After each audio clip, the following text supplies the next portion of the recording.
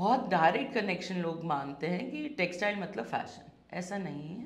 जितनी भी north eastern part of country हैं इंडिया की, अगर आप आज भी जाएं या छोटे उत्तराखंड और उत्तरांचल में भी छोटी गांव में जाएं, सभी घरों में अपना अपना एक लूम है सबके पास। आज भी और वो अपनी ज़रूरत के हिसाब से अपना धागा पौधे में उगाते हैं, अपना धागा बनाते हैं और अपना ही कपड़ा पहनते हैं। अभी ये हुआ कि हम जानवर को क्यों मारे जो कीड़ा अंदर है, क्योंकि वो तो मर ही गया, आपने गर्म पानी में डाला, खौलते पानी। सिल्क एक्चुअली उसी से बनता है, सिल्क वॉर्म से। हाँ, मतलब in the conversation I also tell you about Ahimsa silk. I know of Jodhpur, जहाँ पर पैलेस को अगर आपको विजिट करना है and there are particular days, जो फॉरेनर्स आते हैं they have to wear saris only to make a good picture, and they are very excited to wear sari. Same as pashmina shawl. Yes, exactly. I mean, उसके लिए तो ये कहा जाता है कि एक अंगूठी से वो पूरी शॉल निकल जाती है। See, to make India proud in textiles and fashion, you have to feel being a proud Indian. This is an ABP Live podcast.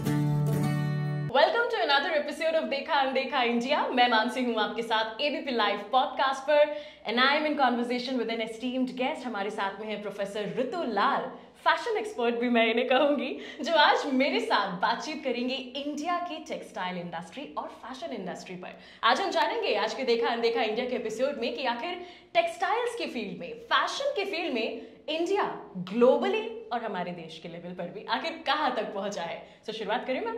जी जरूर। बिल्कुल। और उससे पहले मैं अपना नाम तो बता ही दूं, मैं मानसी हूँ आपके साथ हमेशा की तरह आपके लिए हर थर्सडे लेकर के आती हूँ आज का देखा अनदेखा इंडिया। सबसे पहले जो मैं आपसे बात करना चाहूंगी, बिकॉज जैसे ही मैं एंटर हुई थी यहाँ स्टूडियो में और मैम से मेरी ऑफ कैमरा जब बातचीत हो रही थी फैशन और टेक्सटाइल्स को लेकर, ये मेरे अंदर भी एक डाउट क्लियर हुआ कि फैशन और टेक्सटाइल पूरी तरह अलग है। तो मैम सबसे पहले तो मैं यही चाहूंगी, टेक्सटाइल्स क्या है, फैशन क्या है, आप यही बताएं।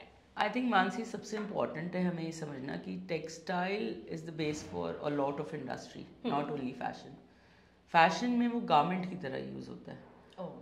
मतलब हम कपड़े को, जो कि हम टेक्सटाइल रेफर करते हैं, उसको हम कपड़े पहनने के रूप में ही उसको एक्सेप्ट करते हैं या मानते हैं और उसे फैशन कहते हैं। बट टेक्सटाइल्स अपने आप में बहुत सारी इंडस्ट्रीज का बेस है। फॉर एग्जांपल मेडिकल इंडस्ट्री, जहाँ पे बैंडेजेस जो हैं हमारे, रुई जो आप यूज़ करते हैं, कॉटन, वो भी फाइबर्स हैं और उसी से इवेंचुअली फाइबर्स को जब हम यार्न्स बनाते हैं और यार्न से वो, यार्न मतलब थ्रेड को जब हम वीव करते हैं तो वो कपड़ा बनता है। Exactly. So medical industry में, even for road making, construction, lot of fibers are being used, and बहुत डायरेक्ट कनेक्शन लोग मानते हैं कि टेक्सटाइल मतलब फैशन। ऐसा नहीं है। टेक्सटाइल इंडस्ट्री बहुत बड़ी इंडस्ट्री है जिसको बहुत सारी इंडस्ट्रीज का बेस माना गया है। एग्जैक्टली। सो अगर हम बात करें उन टेक्सटाइल्स की जो इंडिया से ग्लोबली एक नाम कमा चुके हैं, बहुत उठे हैं, अगर उनकी बात करेंगे, थोड़ा सा अगर हम हिस्ट्री में भी जाएं कि वो कौन सा टेक्सटाइल जो इंडिया ने ही डेवलप किया एंड देन वो आगे चलकर बहुत बड़ा हो गया। See there are lot of textiles.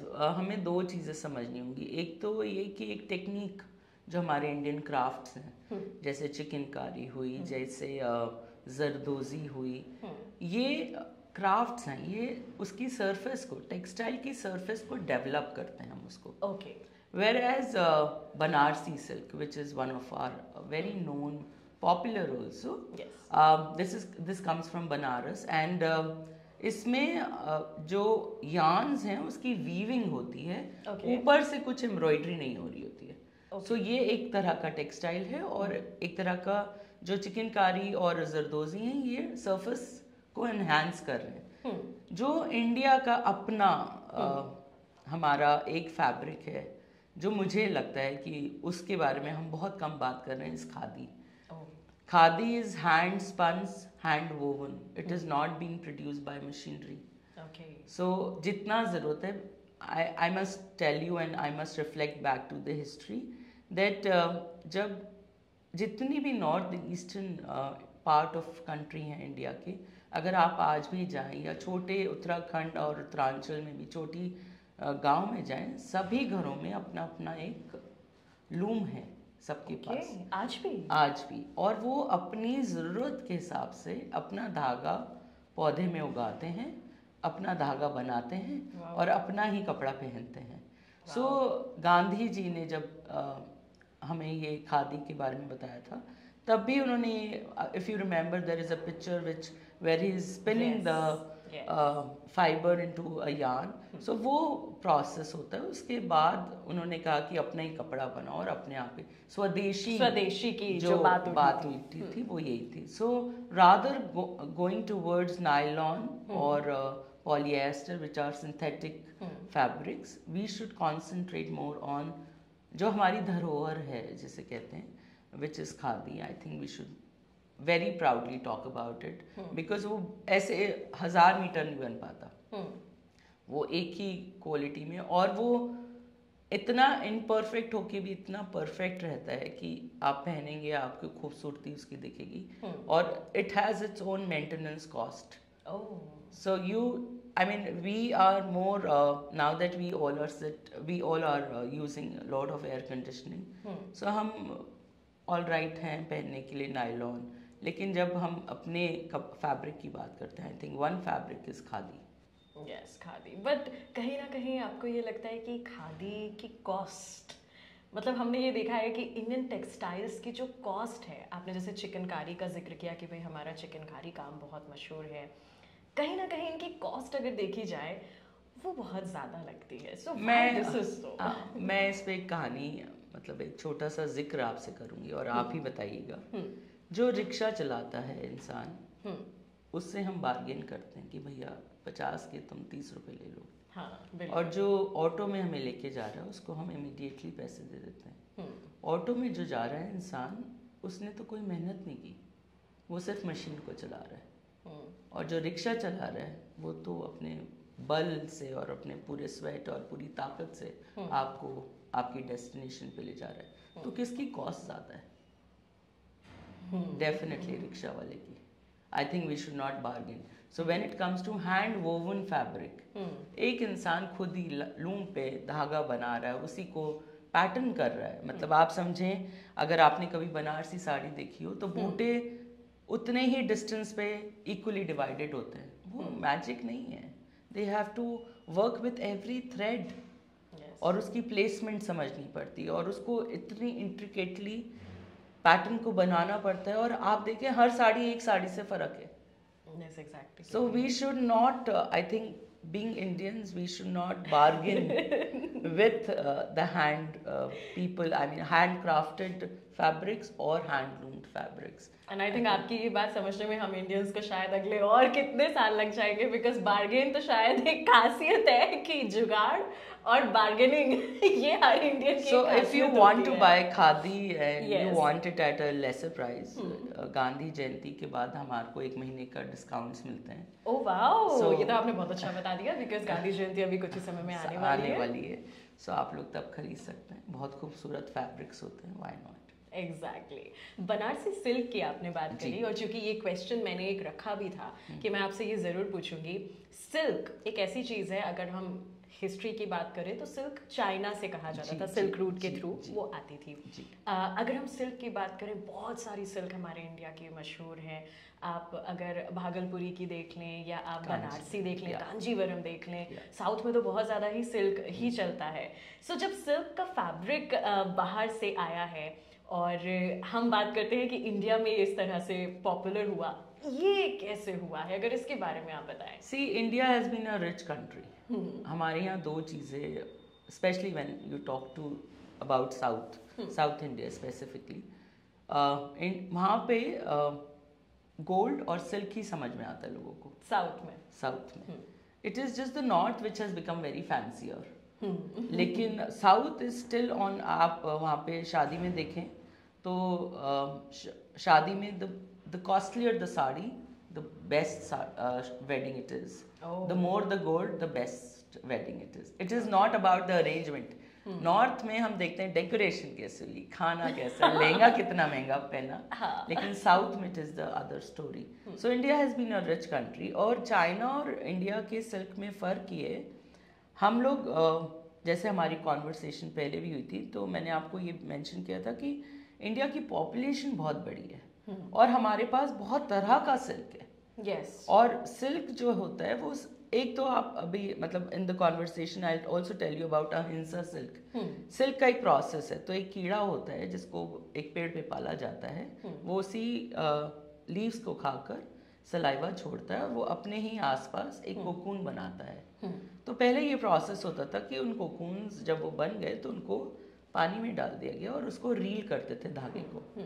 अभी ये हुआ कि हम जानवर को क्यों मारे जो कीड़ा अंदर है, क्योंकि वो तो मर ही गया, आपने गर्म पानी में डाला, खोलते पानी. सिल्क एक्चुअली उसी से बनता है, सिल्क वॉर्म से. हाँ. सो अब ये हुआ कि आप जब वो कोकून तैयार हो गया, आप उसको तोड़ कर उसमें से कीड़ा निकाल के उसको जिंदा दूसरी लीफ पे रख देते हैं. पर ये जो सिल्क है अब ये छोटे छोटे लेंथ्स में हो गया, जिनको स्टेपल्स कहते हैं हम.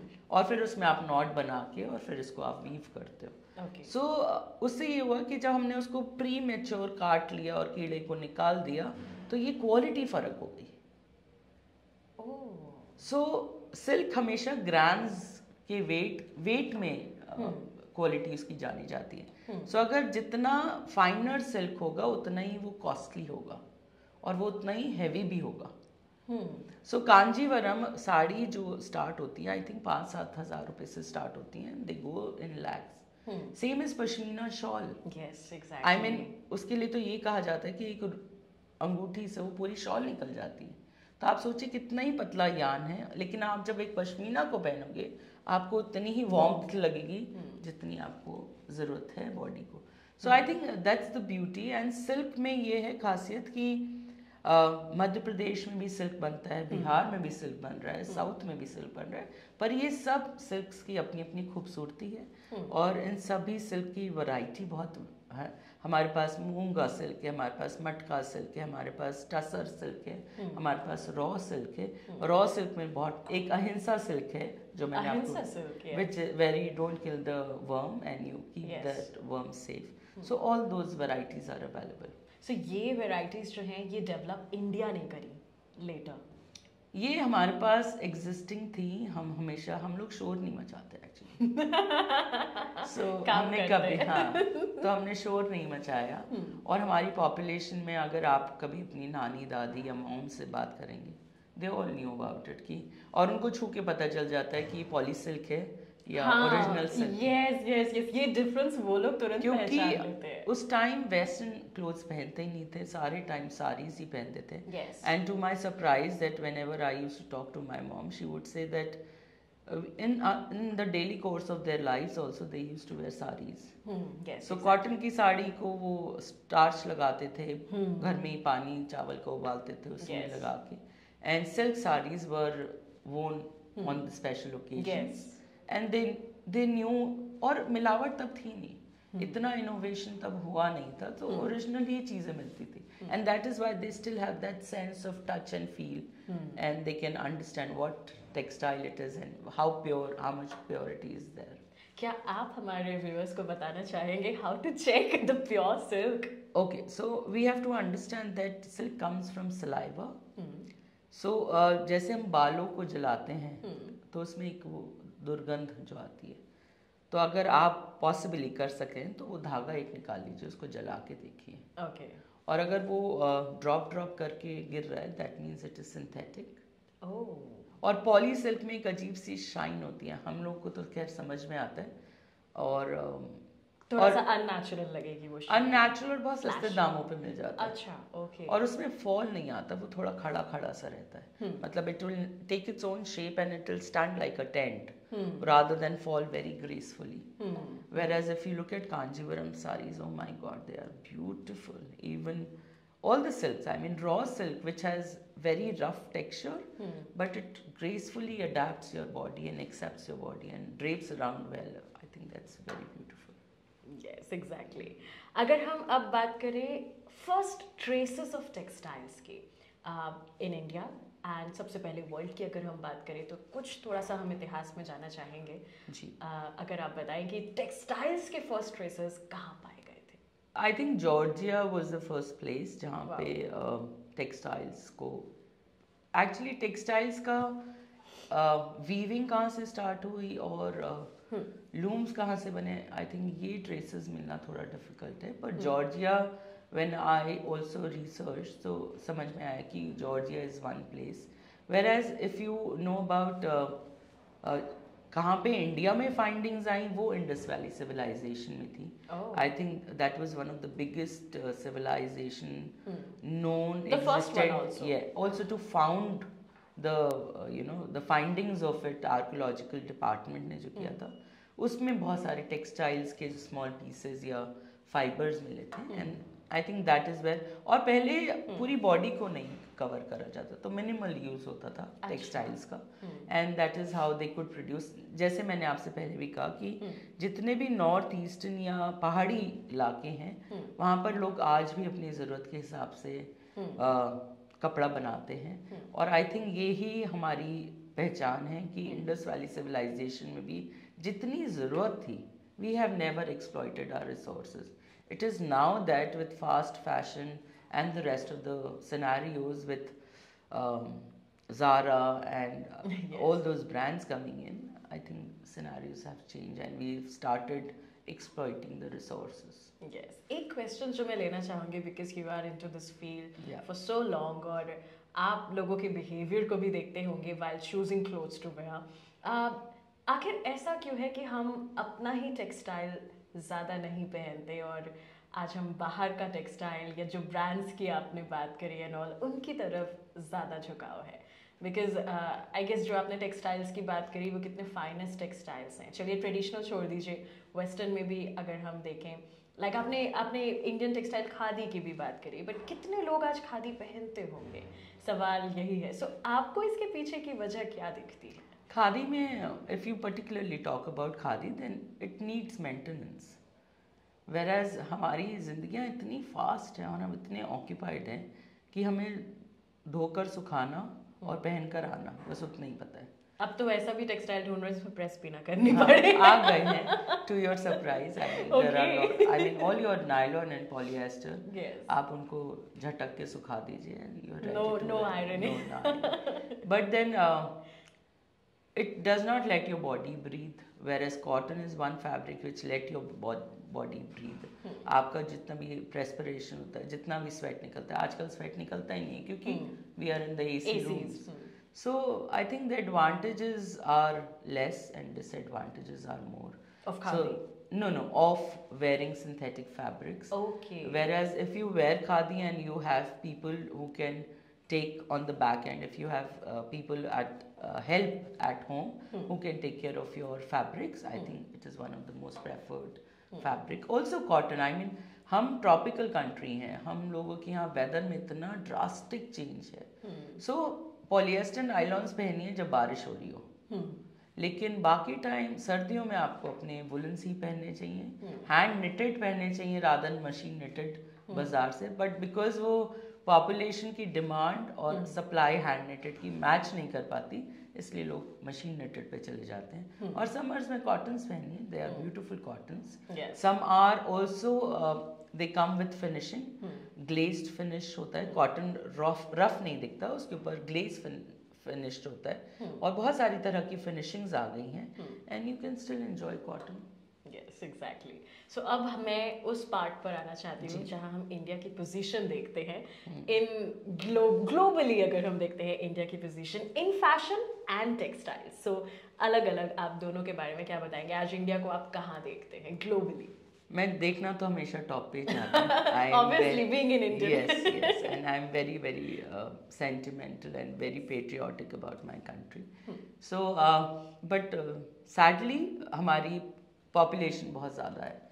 So हमारे in terms of doing handloom, because एक हैंडलूम पे अगर एक इंसान वीव कर रहा है तो उसे एक साड़ी बनाने में I think good 5 to 7 days लगते हैं. वो 7 दिन में एक साड़ी, तो 365 days divided by 7, whatever number comes, I think 30-40 number आता है, उतनी ही साड़ियाँ बना पाता है वो एक साल में। सो वो मैच नहीं हो पाता, इसलिए हम मशीन पे चले जाते for mass production also catering to the population need. So I think India की पोजीशन अच्छी है, पर ग्लोबल मार्केट में we are not able to contribute a lot. सबसे बड़ा जो कंट्री है जो एक्सपोर्ट करता है वो चाइना है, and Vietnam also does a lot of export, whereas India is, I think, contributes to 5 to 7% in terms of textiles. And due to the population only. Also population, production, हमारी weathers इतनी फ़र्क है। हमारे पास facilities नहीं है। जैसे एक किसान अगर ज़मीन पे कॉटन उगाना चाह रहा है तो उसकी कॉटन की क्वालिटी बहुत फाइन नहीं होगी, because there are no resources, they are not being well educated to maintain the quality, and a lot of factors. And quality matters a lot in the foreign countries. Oh yes. I think they keep a lot of stress. I mean, हर गली मोहल्ले में एक designer है वहाँ पर, and उस designer को हम भी पहनना चाहते हैं या हम भी कैरी करना चाहते हैं, whether it is bags. I mean, who would not want to have a Louis Vuitton bag? But that bag cost about 1.5 lakh and above. So how many of us can actually afford it? So वो इतने सालों से एक ही position पे इसलिए because they are stressing on quality rather than quantity. और हमारे यहाँ किसान के पास उतनी फैसिलिटीज़ नहीं है। एक अगर मैंने फसल कॉटन की कर दी तो I have to wait for that period of time where my land becomes fertile enough so that I can do the next crop. And the first crop and the next crop not necessarily will give me the same production. So वो सारे variance जो हैं वो बहुत ज़्यादा हैं। हमें अपने किसान को, जो हमारे फार्मर्स हैं, उनको बहुत अपलिफ्ट करना होगा, उनको right procedure, right quantities, right methods बताने होंगे, एजुकेट करना होगा if we want to make a big. But I think we are doing a great job still. 5 to 7% of the world's population and contribution, I think it is not commendable or remarkable, but we are getting there. Yes. और वहीं अगर हम fashion industry की बात करें, क्योंकि अब तो बहुत ज़्यादा बातें होती हैं इंडिया के फैशन की, हमारे कितने सारे सेलेब्स फैशन डिज़ाइनर्स के साथ रिप्रेजेंट करने के लिए कुछ ज़्यादा ही अब तो ये मीडिया कवरेज भी होता है कि बाहर जाते हैं। सो देखने से तो यही लगता है कि the position is very strong India की इन ग्लोबल टर्म्स। आपको कैसा लगता है ये? See, इंडिया की position definitely with our prime minister working so hard and talking loud now, making noise about India, I think we are making a mark when it comes to positioning India. But when it comes to positioning India in the fashion scenario, again, population versus the number of designers, one versus, I mean, I must tell it to you, and I think you'll be surprised that हमारे जो designers हैं वो इतने busy रहते हैं, चाहे वो सब्यसाची हो, चाहे वो मनीष मल्होत्रा हो, चाहे वो तरुण तहलियानी, जे बलाय एंड सो फोर्थ, सब बहुत बिजी हैं, 24/7 वो काम कर रहे हैं। दैट इज़ बिकॉज हमारी पॉपुलेशन और डिमांड और सप्लाई को मीट करना होता है, and that is why you would not see a Sabyasachi store outside India. Sabyasachi still is going and making his mark, but the rest of the designer, they are too busy, you know, catering to the Indian population. See, if we are NRIs, if I am an NRI और मेरे को शादी करनी है, पहनना तो मुझे लहंगा ही है, और लहंगा इंडियन डिज़ाइनर से अच्छा कोई नहीं समझ पाता है। So we'll come back. अब अगर मैं अब्रॉड से इंडिया आ रही हूँ शादी करने, तो मेरे फ्रेंड्स और कुलीग्स भी आ रहे हैं, कुछ आएंगे, तो मैं उनको भी अटायर पहनवाना चाहूँगी। कई जगह जो हमारी टूरिस्ट प्लेसेस हैं, आई नो ऑफ जोधपुर, जहाँ पर पैलेस को अगर आपको विजिट करना है, and there are particular days जो फॉरेनर्स आते हैं, they have to wear saris only to make a good picture, and they are very excited to wear sari and wear that little gajra and have a picture in sari. Traditional. So then there are people or groups who are catering to all these needs. So आप सोचिए इतनी बड़ी population को सारे time कुछ ना कुछ supply करना है, it's remarkable, and I think we are happy, and we do not follow forecast also much. Only when it comes to, आप देखिए अगर हम एक रूम में 5 लोग बैठे हैं तो कोई भी एक पर्टिकुलर कलर नहीं पहना होगा। Yes, सब ने अपने अपने, और हो सकता है वो कलर पहना ही ना हो जो अब्रॉड या जो पैंटॉन एक कंपनी है जिसने फोरकास्ट किया हो या WGSN ने फोरकास्ट किया हो सकता है हम में से किसी ने वो कलर पहना ही ना हो। क्योंकि हमारे यहाँ ट्रेडिशनल वैल्यूज, हम ट्रॉपिकल कंट्री के, हम वार्म लोग हैं, हम लोग रेड्स और ब्राउन्स की फैमिली को ज़्यादा प्रेफर करते हैं, also because we have a lot of dust and lot of other factors. Whereas abroad you will find white furniture. अगर मैं चाहूँ भी और मेरे पास 10 नौकर भी हों, मैं white furniture maintain नहीं कर सकती। वाइट खरीदने से पहले, कपड़े खरीदने से पहले हम 10 बार सोचते हैं। हमारी स्पाइसेस, आई मीन हल्दी अगर मैंने खाते हुए एक ड्रॉप अपने कुर्ते पे, सफ़ेद कुर्ते पे गिरा ली, दैट्स अ टास्क। यस, वो जाएगा नहीं। हाँ, मार्क छोड़ जाएगा। Yes, exactly. तो ये चीज़ें तो रहती हैं।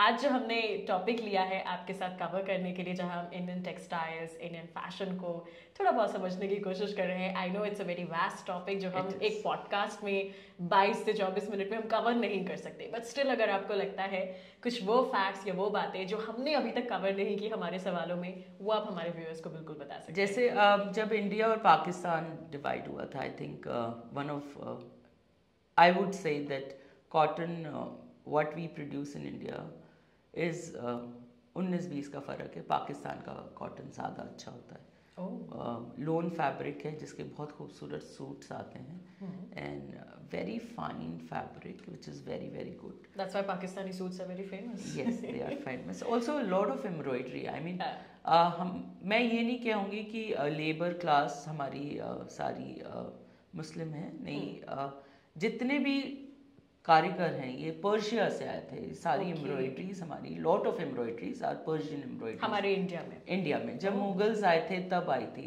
तो आप देखें अकबर के टाइम हम बहुत सारा जरदोजी कर रहे हैं। हाँ। वेरएज अगर आप राजपूत को देखेंगे तो वो बहुत सारा गोटा पहनते थे। सो इंडिया में गोटा ज्यादा चलता था रादर देन जरदोजी। पर मुगल्स आए तो हमने उसको भी, हम हर चीज को बाहें खोलकर एक्सेप्ट कर लेते हैं और फिर उसको मॉडिफाई करते हैं। तो I think loan is one fabric that cotton which is very good in Pakistan. India में I think designers are doing very well, but I think there's a lot of scope for the new designers to make their mark, and I think they should stick on their originality rather than just copying and making Western attire. See, to make India proud in textiles and fashion, you have to feel being a proud Indian. I mean, मैं भी कहती हूँ कि मैं proud Indian हूँ, पर मैं भी बहुत Western पहनती हूँ, which is not great, but because it is very comfortable. I mean, and it takes a minute to dress up rather than in a sari. I mean, if you ask me to wear a sari, I will do the brainstorming for a week to actually agree to it. So और it takes a lot of, बहुत लड़कियों को तो पहनना भी नहीं आता है, पर उसका हमने फैशन जो एक्सपर्ट्स हैं उन्होंने स्टिच्ड साड़ीज बना दी हैं। 1 minute साड़ी और stitched sari. So you just have to wear it like a skirt and you are ready to go. But it looks like a sari. Yes. So बस कहीं ना कहीं जो आपने बात कही कि हमें being an Indian, हमें वो दिल से हिंदुस्तानी वाली फीलिंग अपने अंदर लानी है, तभी हम इस इंडस्ट्री में भी एक रिमार्केबल चीज़ जो है वो हम अचीव कर पाएंगे। So thank you so much ma'am आज हमारे साथ जुड़ने के लिए देखा अनदेखा इंडिया के आज के पॉडकास्ट में। Thank you Mansi for having me here and it was a pleasure. Thank you so much.